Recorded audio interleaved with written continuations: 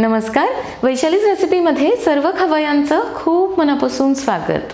आज आपण बाजरीच्या पिठाचा खमंग व कुरकुरीत डोसा बनवतोय व त्यासोबत एक चटणी देखील करणार आहोत। तर लगेच आता व्हिडिओला करूया सुरुवात। बाजरीचा डोसा करण्यासाठी इथे मी 1 वाटी बाजरीचं पीठ घेतलं आहे। तर आपण ज्या पिठाची भाकरी करतो तेच बाजरीचं पीठ मी घेतलं आहे।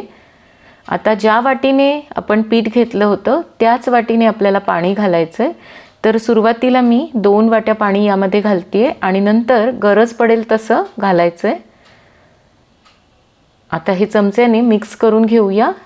हे गोळे सगळे फोडून घ्यायचेत। इथे मी आता हे पीठ चांगलं भिजवून घेतलंय। तर असं झालेलं आहे। यामध्ये आता एक छोटा बारीक चिरलेला कांदा घालायचा आहे। तर कांद्याला बारीक चिरून घ्यायचं आहे।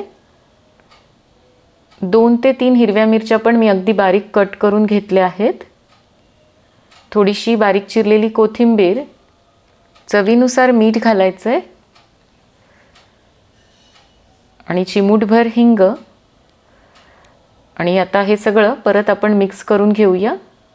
आता हे पीठ आपण 5 ते 10 मिनिट फक्त भिजवून ठेवूया। तोपर्यंत आपण चटणी करून घेऊया।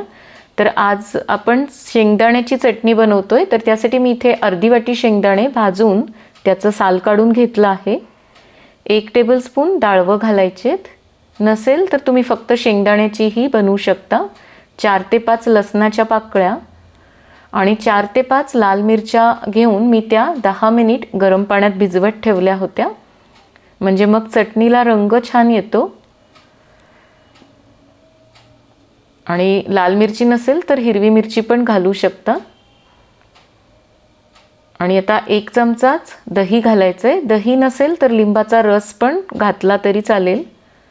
चवीनुसार मीठ घालून आता पाणी घालायचं आहे। जशी तुम्हाला चटणी हवी आहे घट्ट पातळ त्यानुसार। आणि आता मिक्सरमधून हे फिरून घेऊया। तर आपली चटणी पण इथे तयार आहे। ही तुम्ही आता अशी पण खाऊ शकता, पण मी थोडीशी फोडणी तयार करून घेतली आहे। तेल, मोहरी आणि जिऱ्याची ती यावरून घालूया। आणि शेवटी थोडीशी मी कोथिंबीर घातली आहे। तर चटणी पण आता इथे तयार आहे। पीठ भिजून पण 5 ते 10 मिनिट झाली आहेत। तर हे पीठ आता थोडंसं घट्ट झालंय, तुम्ही पाहू शकता। तर यामध्ये मी आणखी थोडंसं पाणी घालणार आहे। तर साधारण 1 वाटी मी पाणी यामध्ये घातलं आहे। आणि मी आधी जिरे घालायला विसरले होते, तर अर्धा चमचा जिरे पण घालायचेत। आणि परत सगळं मिक्स करून घेऊया। तर एवढं पातळ हे पीठ ठेवायचं आहे, म्हणजे डोसे छान जाळीदार तयार होतात आणि खायला पण कुरकुरीत लागतात। फार घट्ट पीठ ठेवलं तर मग डोसे नरम होतात। तवा पण यासाठी छान तापवून घ्यायचा आहे, म्हणजे एकदम कडकडीत गरम करून घ्यायचा आहे। यावर थोडंसं तेल घालायचं आहे आणि ते सगळीकडे पसरून घ्यायचं आहे। आणि हे पीठ नेहमी तव्यावर घालताना एकसारखं करून घ्यायचं, नाहीतर मग पीठ खाली राहतं आणि पाणी वर राहतं। तर तसं होऊ नये म्हणून पिठाला व्यवस्थित हलवून घ्यायचं आहे। आणि या तव्यावर आता आधी कडेने सुरुवात करायची घालायला आणि नंतर मध्यभागी घालायचं आहे, कारण तवा मध्यभागी खूप गरम असतो। आणि आता मीडियम फ्लेमवर हा डोसा भाजून घ्यायचा आहे।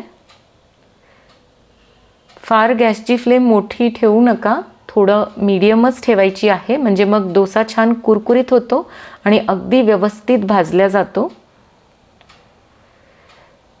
तर बऱ्याच जणांना बाजरीची भाकरी आवडत नाही किंवा करायला पण जमत नाही, तर हा डोसा तुम्ही अगदी झटपट बनवून खाऊ शकता।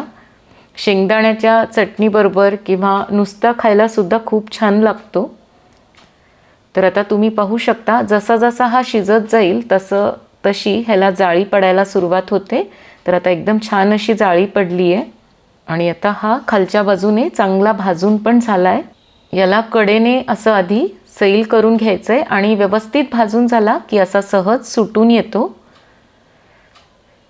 तर एकदम सुंदर अशी जाळी पडली आहे आणि खरपूस भाजल्या गेला आहे आणि कुरकुरीत पण झालेला आहे। तर हे डोसे गरमागरम खायला खूप छान लागतात। आता आणखी एक आपण अशाच प्रकारे बनवून घेऊया। तर कडेने आधी पीठ घालायला सुरुवात करायची आणि नंतर मध्यभागी घालायचं आहे। तुम्ही पाहू शकता घातल्याबरोबरच ह्याला किती छान जाळी पडायला सुरुवात झाली आहे। आणि हा पण आता मीडियम फ्लेमवर भाजून घ्यायचा आहे। तर आपला दुसरा डोसा पण मस्त असा खरपूस भाजला गेला आहे आणि कुरकुरीत पण झालेला आहे। तर काढून घेऊया। आता हा तिसरा डोसा मी दोन्ही बाजूने भाजून घेणार आहे। तर तुम्ही अशा प्रकारे दोन्ही बाजूने पण भाजून घेऊ शकता, जास्त खायला कुरकुरीत लागतो। जरूर बनवून पहा आणि रेसिपी आवडली तर व्हिडिओला लाईक आणि शेअर पण अवश्य करा। लवकरच भेटूया, तोपर्यंत मस्त खा आणि मस्त रहा।